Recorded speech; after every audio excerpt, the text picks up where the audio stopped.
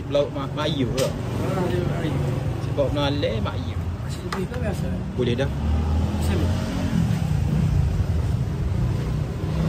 Weh. Tahu? Dok, kau tanya kau gini tak? Lagi dengar? Lagi belengah? Oh boleh lagi belengah Dengar. Lagi belengah kita nak lauk campur. Nak air ni, air masak merah tak? Nak bagi ke apa? Tak ada weh. Tak ada. Boleh. Boleh tak ada. Boleh kan? Boleh.